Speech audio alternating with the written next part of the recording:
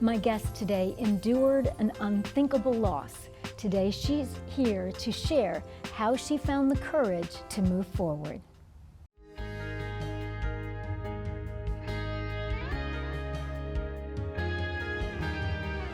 I'm so glad that you could join us for Bridges today, where we bring you hope for the journey. I'm Monica Schmelter, and my guest today endured an unthinkable loss. And so today we're going to hear her story and talk about finding courage to move forward when you've endured an unthinkable loss. And Patti, I'm so glad to have you on Bridges again. You were here a few years ago. It's been a while since I've been here, but yes. It has. And I know that you have a tremendous outreach, Firefly outreach, but it was really birthed in your life after an unthinkable loss. And so maybe we could start today, for those who haven't heard it, just to hear about your family and what happened. Well, I was just living life. I was an entrepreneur, on my own company, working hard, taking my children to church, and just you have two sons, right? Well, I have three sons, one in heaven and two on earth. Yes. And just living life and trying to be the best parent I could be, and just trying to be a good parent, a good mother. And I knew that my son was struggling, my youngest son, Connor. He had been struggling for many years, really. He failed the second grade by one point, and that essentially started the down spiral. Is that right? Yes. And so he never really believed in himself. He always, just would say, I'd say, Connor, honey, you can do anything you set your mind to. You're smart, you're handsome. And I would just edify him, speak over him, but there's always that self-doubt, that struggling that I was never good enough, or I would never, because he was bullied when he was young, and he just was there a reason that he was bullied? I mean, because when I look at the pictures of your Connor, he's handsome. He is handsome, and always this every picture, a beautiful smile on his face. Yes, he was my baby, and he just was the love of my life. I just adored him. He just struggled. I can't, just the words of, kids sometimes can be very cruel. He just, over the years, like I said, just could not get over just the insecurities or feelings of inadequacy, that he would never measure up. Never good enough. And I was taking him to counseling.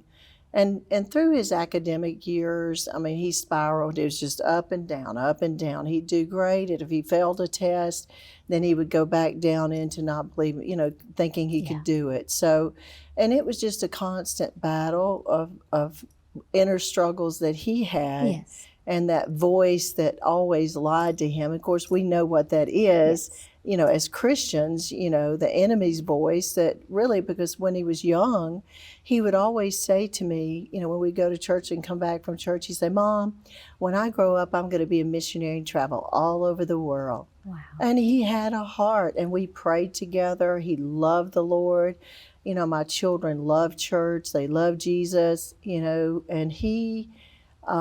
there was so much on the inside of him. He was very charismatic. He loved everyone. And then, of course, I started taking him to counseling. He'd been bullied some more in his middle school. And I was taking him to counseling, and he actually, talked to the counselor. So you did everything that, like a mom, everything that a parent could do. Yes. And I think that's important for people to understand, that sometimes these unthinkable losses, I mean, we've done all we can as parents. And I felt like I had, and then, of course, the counselor one day, he just said, Miss Harrington, Connor's great. He's going to be fine. You don't have, he's going to be fine. And then 2 weeks later, I walk in my house and I found him. He'd hung himself. And it rocked my world. It really, just to the very core of who I was, and the questions of, Lord, how did I miss it? Exactly. Well, but a professional counselor also missed it. Yes. Right? Yes. Because he or she said, Connor's going to be just fine. And so I Yes. would think as a parent, like you really rejoiced that day. Like we got over this finish line, right? Yes. We battled, but we Right. crossed the finish Yes. line. Yes. And then 2 weeks later, you walk into your house Yeah. and you find your Connor, he had hung himself. He'd hung himself, yes. And And that day just really shattered my world. You know, life as I knew it did not exist any longer, you know. And he, there was a bus, I had a Jesus bus that my children had given me for Christmas from Israel. It was made out of olive wood. And I found it in his room. And I know that he prayed beforehand, but the Lord gave me this scripture for Firefly, the ministry I have now, due to the loss of Connor, and God, began to speak to me about Firefly. But he said, the Psalm 34:18, that the Lord is close to the brokenhearted and he saves those who are crushed in spirit.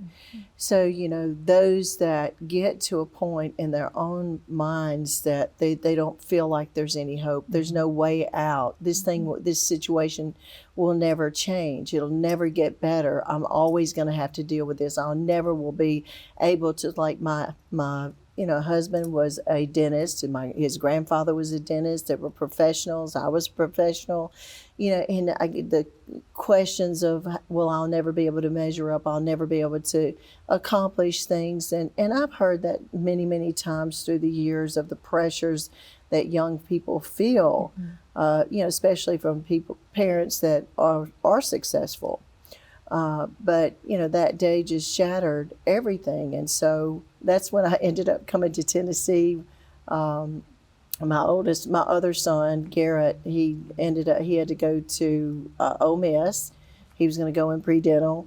And then, of course, later changed his major. And then my other son lived in Tennessee. So the day after the funeral, he said, Mom, pack your stuff. You're coming with me to Tennessee. And I was so emotionally broken. I don't even remember getting in the car driving to Tennessee, but God is so amazing. God is so wonderful.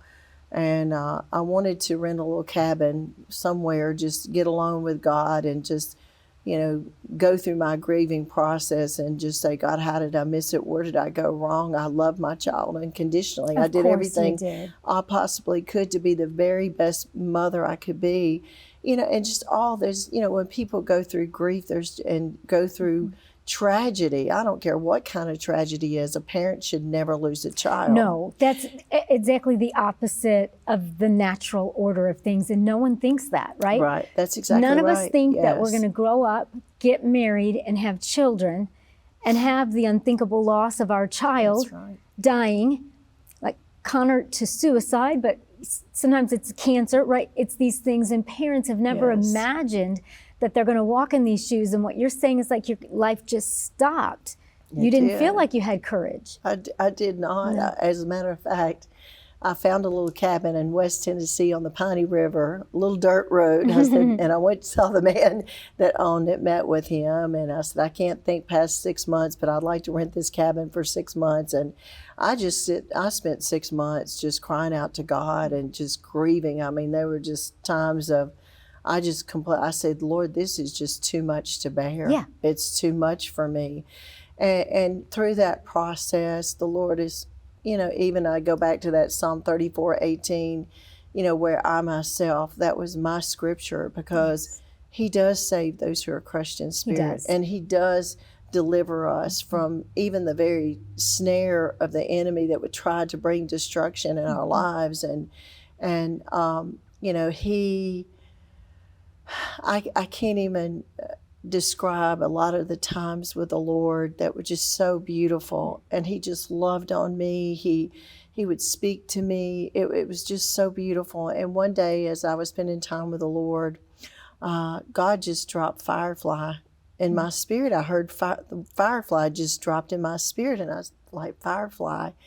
And I said, Lord, what are you trying to say? He said, I want you to build this ministry on 3 foundational stones: purity, humility, and honor. And within the 3 foundational stones, I stand as Jesus, the Firefly, the light in the darkness. Amen. And you're my hands and feet to reach the younger generation. And of course, I knew that was the Lord. And there was a lot of other things that the Lord spoke to me, and some things that happened that transformed my life, that let me know that Connor was okay. Yes. But with that, I'm a visionary. I'm an entrepreneur. I've always worked very hard. So, I was always like, God would just tell me what you want me to do, and I'll do it. So I didn't question. I just said, okay. Right. And so I went through the foundational process of, starting Firefly. And I didn't know exactly what all it would look like. And I started speaking in youth groups, and I would go and do events and things like that and share. But he told me to share my story of the empty chair and give young people a real picture of the aftermath of suicide, that what you're thinking, this is the reality of it, that I'm left with an empty chair for the rest of my life. Because that's the one thing that I think that no one that commits suicide understands the aftermath, right? That's exactly You're right. in a place of being emotionally distraught, whether it's a break with reality or it's not. Correct. You don't realize what you leave behind. That's exactly right. And when I hear you, processing through this unthinkable loss, you just let yourself grieve. You let God love on you. So any parent that's been where you've been, grieving is okay. As a believer, we have to. Absolutely. Well, one thing I never will forget, I received a call from a lady. She had lost her daughter. She said, "Aren't you angry with God?" And I said, "No." I said, "Remember John 10:10. That's it. The thief comes to kill, steal, and destroy, but I have come to give life and life more abundantly." Yes.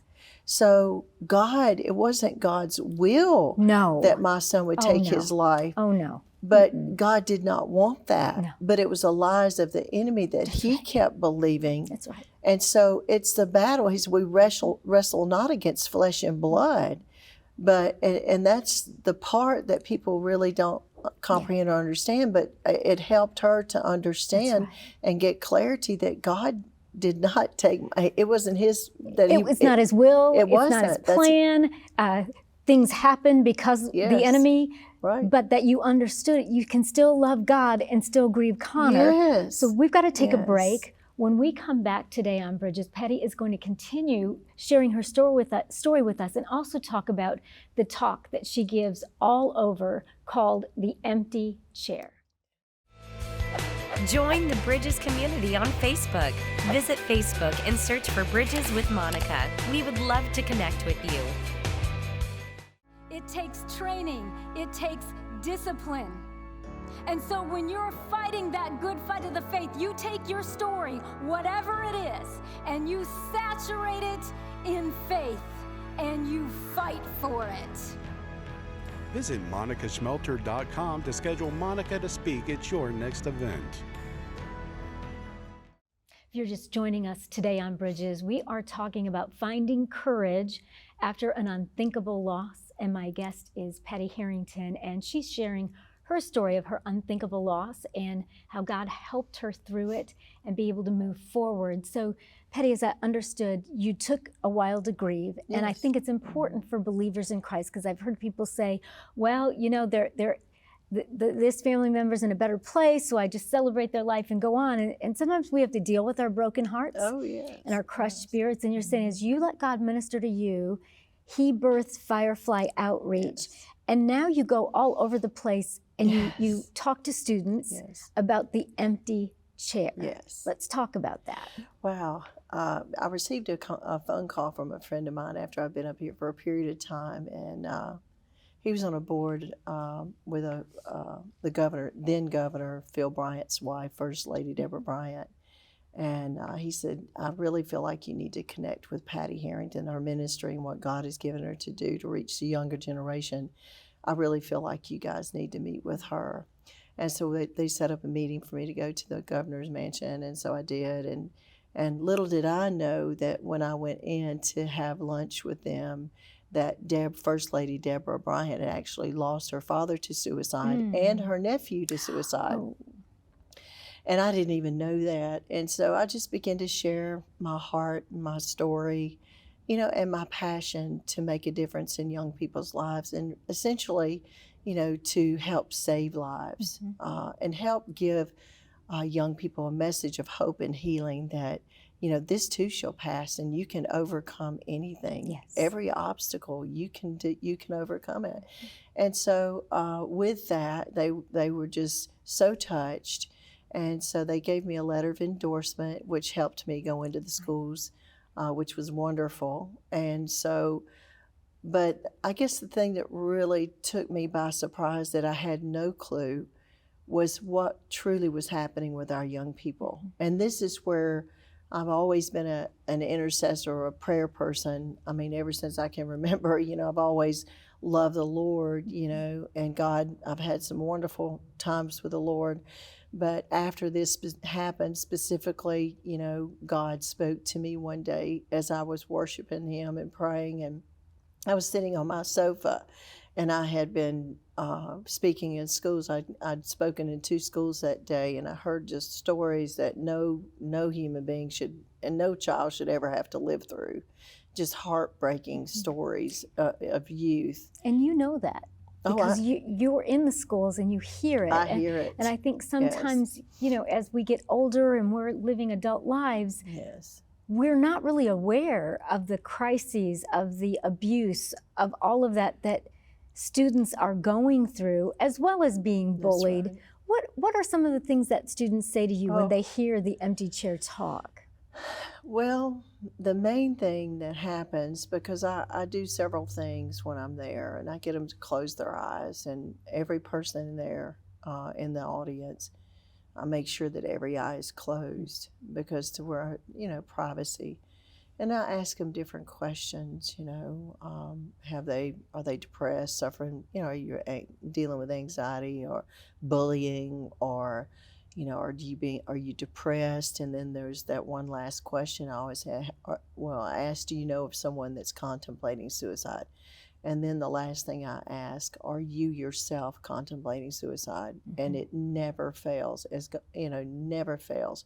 There is not a school, and I've spoken to thousands and thousands of young people, there's not a school, both either private, public, that every single time you go, you're going to have a suicidal child in there. And that's frightening for me to even think about. It's the truth, though. It's the truth.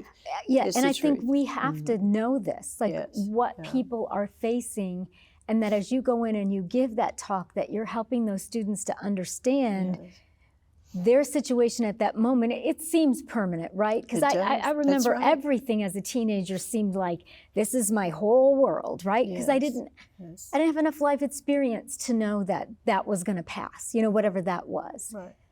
Well, one story that comes to mind, I never will forget. I was in the school district. I did all the schools in that district. And this one, I always have young people line up. I mean, they want to hug me. They want to they'll share with you, because I've poured my heart out to them, and it just opens wide communication for them to share with me. And so they'll come up to just tears gushing down their eyes, and they'll walk up, and these are my scars. I'm a cutter. You'll hear, and these stories, these are realities, and it's hard to hear these stories, and this is where my call to prayer was birthed, through these stories, because one young man, he was the star quarterback. He came to me finally, and he was talking with me, and he started opening his heart. He said, "Miss Harrington, everyone thinks that I'm the star quarterback, that I've got the perfect life. I dress nice, my life, I live in a nice house, I have my family's not, everybody thinks that I just hung the moon and my life is perfect." He said, "But every day I think about taking my life. Every day." He said, "Miss Harrington," he said, "when my parents got a divorce when I was in the 7th grade, he said, my mom was going through a really rough time, and she started drinking, and she had a friend come over one night, a guy friend, and they sat around. I was in my bedroom, and they sat around and drank a bunch of alcohol. She passed out, and he came into my bedroom and raped me." Now, this is a true story. These are stories, and these are hard to hear. Yes, they are. I can tell you, I could sit here for days on end and tell you such traumatic stories. Another story, just, my brother's, Miss Harrington, I've been contemplating suicide. I'm so broken. I'm so hurting. My brother, my older brother, brought his friend over, and he came in there and raped me. You hear molestation, you hear stories of stepfathers that have molested children. You hear just kids, we don't have food in our house. My parents died, or my dad died. I'm living with my grandmother. It's just gut-wrenching. And then that's what I was going back to with the stories, when I would just sit on my sofa when I came home, and I'm just like, Lord, how do I make a difference here? How do I just felt so inadequate, because you just, at one point, you just come home and you're like, this is just too much, Because it is. It is. It's like, to be hearing that all of the time, and to not be able to do something tangibly to help. So what did the God Lord speak spoke to to me. He said, what you're doing, you're saving lives, and it's very effective. He said, but the only true way you're going to bring change in the younger generation is through prayer. And of course, that's all he had to say to me. That's right. But here's the thing. We have, recently, I think it was the end of 2021 or 2022, census, it was reported that 18.4 million young people, in 18.4 million, 1 in every 4 live without a father, a biological father, a stepfather, or an adoptive father. And this is our reality of where we are in this nation. If you look around and you see what we're dealing with are wounded souls. We're dealing with a lot of broken young people. And my favorite scripture, I think is, I can't remember, Malachi 4, that I could be wrong, is turning the hearts of the fathers back to the children, and the children's hearts back to the fathers. And I pray that on a regular basis, because we need fathers. We need fathers to go home. We need restoration. One of my greatest prayers is, God, restore the family. Amen. Restore the home. Give hope, to those that are lost and broken. We've got, and it's hard when children, because here's the thing, parents get a divorce, I can't live with you anymore. This is not working out. You've, whatever the situation or the circumstance that happened, but the parent can walk away, the parent can divorce. I can say, I don't have to live with you anymore and deal with all this stuff, but the child does. The child's caught right in the middle of it. Absolutely. And so often, what I've seen, you'll have parents that will say and do things in front of a child that a child should never hear, and a child should never experience. You just wouldn't believe the things that I've heard. But you're really birthing a prayer movement. I am. Because I think of everybody that's watching, like, the one thing we can all do, like, I'm not going to probably get an invite to schools, right? But I can pray. Yes. I can pray for young people to be whole. I can pray for parents to be real parents, like to step up and do the right thing, right? Yes. And parent your children and not drink in front of your kids and not be ridiculous. Yes. Right? That's absolutely. That's what parents do. We protect our children. We love them. That's it. Well, I think a lot of times parents think, well, children, they're resilient and they'll work through it. But, as adults, we go through issues and circumstances and situations, and we want to lock our door and go crawl in a closet or something, but we expect the child to be resilient and just move on from it. And they don't have the experience that we do. Because they've not learned to process through. No. And even as adults. Right. There are things that are traumatic for me that I don't want to face, that I don't want to deal with. So how in the world would an 8-year-old or a 12-year-old handle adult problems? Yes. And this is reminding me of a phone call that I received when I was living in Tennessee before I went back south to Mississippi. I had a pastor, youth pastor, reached out to me. He said, could you please go to Vanderbilt Hospital? There's a young girl up there that's suicidal. She's 6 years old. And I said, what? And so Deborah, my friend Deborah that helped me with the Firefly, she and I went to Vanderbilt and met with the parents. And so I sat down with the parents, spoke to them, and then I sat down with the little girl and just began to communicate and ask her questions. I said, honey, how did you even think about hurting yourself? Where did this come from? She said, I had a dream, and in my dream I killed myself. And I was just my whole, like, to the very core of this is a 6-year-old child. How can this be? And these were parents that were taking their child to church. And I just couldn't believe it. Well, the conversation with another person there that had communicated with someone there, and I want to really be careful what I say, but that they had 17 children on suicidal watch at Vanderbilt at that time, and the youngest was 4. And these are, and here's what I found, and this is what a call to prayer, I feel like that I'm an advocate. I have a voice for the young people. Yeah. Because here's the thing, that typically that these are these core issues that we deal with in everyday life, the church really does not address. Right. If you remember years ago when divorce started happening, homosexuality, all these different things, a lot of times the church will stick their head in the sand simply because they don't know how to deal with it. It's not, I'm not trying to be derogatory or whatever, but it's just the fact that these are our realities. Yeah. But what in fact should be the reality of these things is that we should be able to go to the church, and I think there's more awareness now than years ago, of course.